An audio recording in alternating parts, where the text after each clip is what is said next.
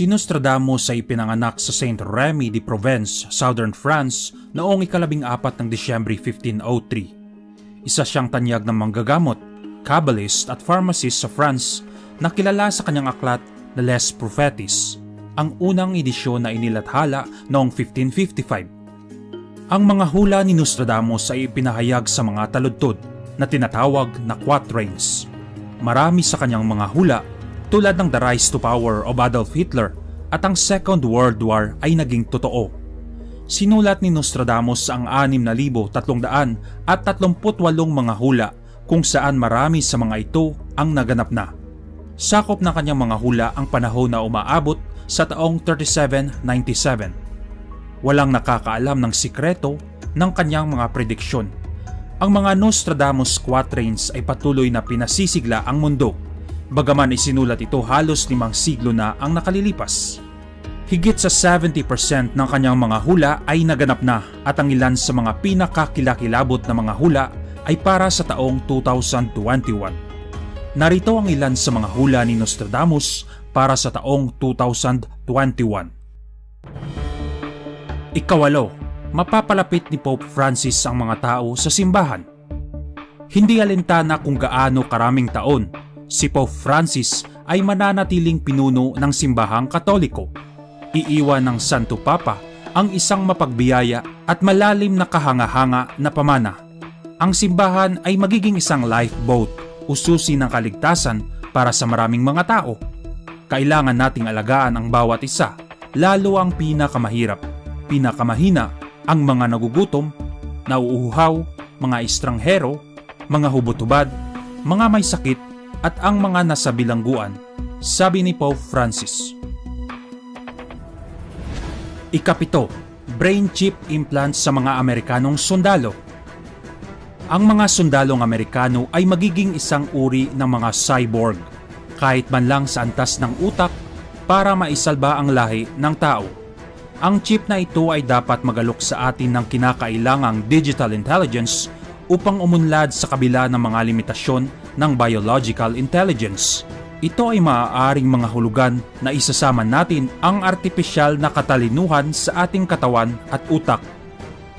Kung baga ang utak ng tao ay may limitasyon at dahil sa chip na ito, madadagdagan ang kaalaman ng sino mang magkakaroon nito. Ika-6, lindol na sisira sa California. Ayon sa interpretasyon ng quatrain na isinulat ni Nostradamus, isang napakalakas na lindol ang sisira sa California sa taong 2021.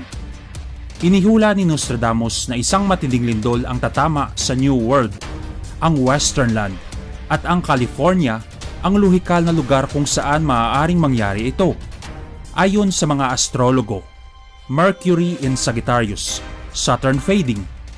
Ang sumusunod na petsa kung kailan ang mga planetang Mars at Saturn ay nasa posisyon na ito sa kalangitan sa Nobyembre 25 ng taong 2021.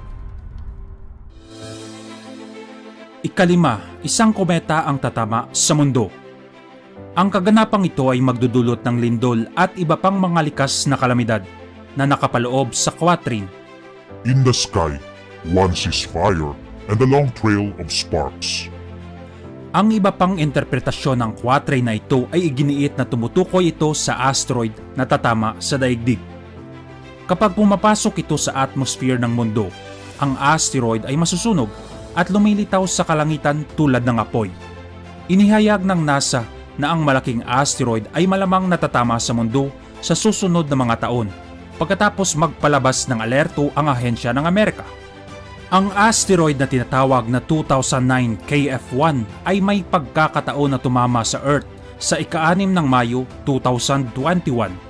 Ang NASA ay darating sa konklusyon na ito, kasunod ng mga pagsusuri tungkol sa trajectory nito.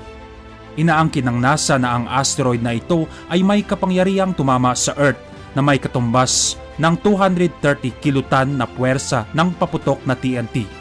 Ito ay nangangahulugang 15 beses na higit pa kaysa sa nuclear bomb na pinasabog ng mga Amerikano sa Hiroshima noong 1945. Ika-4, solar storms. Ang 2021 ay magiging makabuluhang taon sa mga tuntunin ng mga pangunahing pandaigdigang kaganapan. Magaganap ang mga malalakas na solar storm na maaaring magdulot ng ilang mga pangunahing pinsala sa mundo. Makikita natin ang pagtaas ng tubig at ang lupa ay bumabagsak sa ilalim nito, ayon kay Nostradamus. Ang mga mapanganib na epekto ng mga pagbabago sa klima ay hahantong sa digmaan at salungatan dahil ang buong mundo ay mag-aaway sa mga resources at kasunod nito ang mass migration o maraming tao ang lilipat. Ikatatlo, pamumunuan ng Muslim ang mundo. Ang Camel ay ang populasyon ng Arab na nakatira sa Europa, lalo na sa France at Germany, o ang mga imigrante na kasalukuyang nasa pintuan ng ating kontinente. Gayon din, binalaan ng mga eksperto ng demografiya na lulupigin ng mga Muslim ang Europa sa susunod na mga dekada nang hindi na kinakailangang magpaputok ng kahit isang baril. Ibig sabihin, masasakop nila ang Europa sa mapayapang pamamaraan. Malaki ang bilang ng mga imigranteng Muslim at mga refugee. Samantala, ang mga European ay kakaunti lamang. Pangalawa, taggutom. Inihula ni Nostradamus na ang mga unang palatandaan ng katapusan ng mundo ay kagutuman, lindol, iba't ibang sakit, at mga epidemya na nangyayari na sa ngayon. Ang coronavirus pandemic mula 2020 ay kumakatawan sa simula ng serye ng hindi kanais-nais na mga kaganapan na makakaapekto sa populasyon ng mundo. Ang tagutom ay isa sa hindi na naranasan ng mundo dati.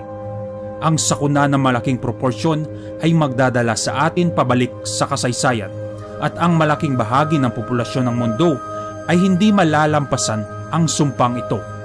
Simula sa 2020, pagkatapos ng 248 taon, pagsamahin ng Saturn at Capricorn ang mga puwersa nito kasama ang Pluto.